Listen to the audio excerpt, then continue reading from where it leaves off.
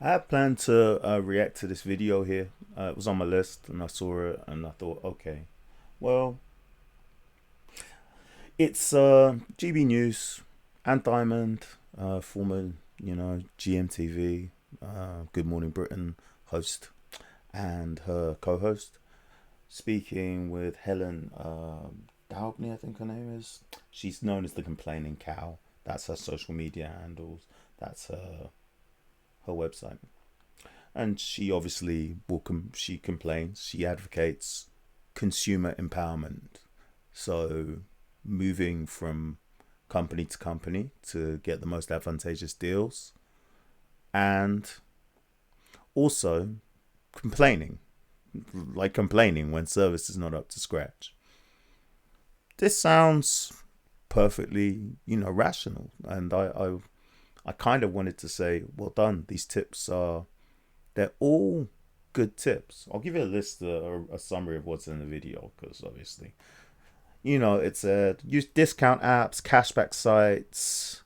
You can review products and get them for discounts. Supermarkets often discount their produce before, in advance of it going bad or whatever. So you can. I remember I used to always go to Asda and get a whoops deal. There are obviously some supermarkets that are cheaper than others, but some which might have higher priced goods, but they just discount them heavily because they don't want to throw out all their stuff. So if you're willing to go there, shop in the evening, we used to shop at night or whatever, and get that stuff. And she also advocates planning meals, getting the calculator out and finding out the price per unit, and finding out if things are on offer, and then discounts, and they add some further tips. Now, obviously, let's put this in context. Let's look at statistics. So, you can find your own statistics around this, but it is agreed that around 1 in 5 of the UK population in 2020-2021, that's 13.4 million people, lived in poverty. And that's only increased with this cost of living crisis. 1 in 5 people, 13.4 million people, out of 60 odd million people. What is going on here? Well, we know what's going on here. We have a decrease in real terms income, increase in prices,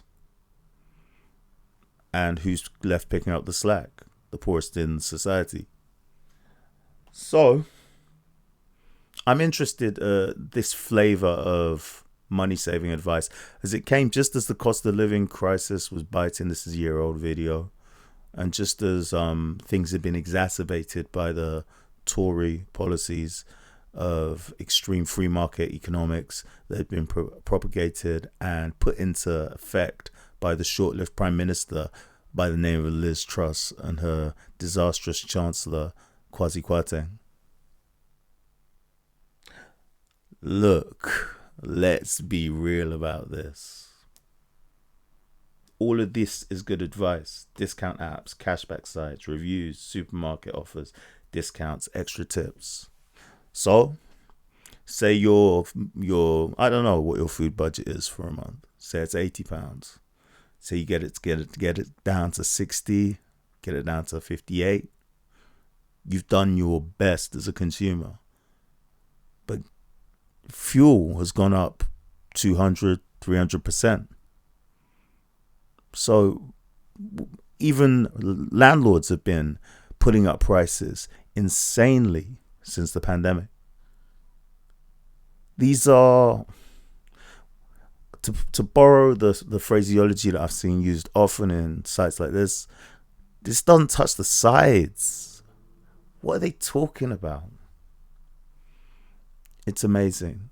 Now, I believe in the empowerment of consumers, but I don't think we should be lying to each other, blowing smoke up each other's asses, saying, all right, oh yeah, if you just save 22 quid on your weekly shop, then it doesn't matter that your gas bill is completely exorbitant.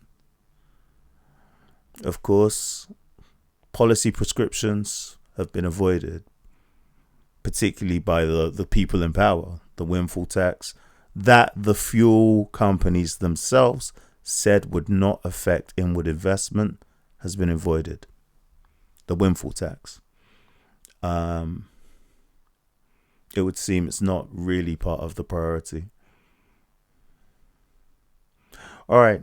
Well, I thought I'd leave that with you because it's one of those situations, isn't it, where we see a little good being done, but it's people are doing the right thing. You could follow all the advice that Helen here gives, the complaining cow, as she calls herself. We could follow all the advice and still be up shit's creek without a paddle, and many people are and have been even before this cost of living stuff occurred. All right. Take care of yourselves. Peace.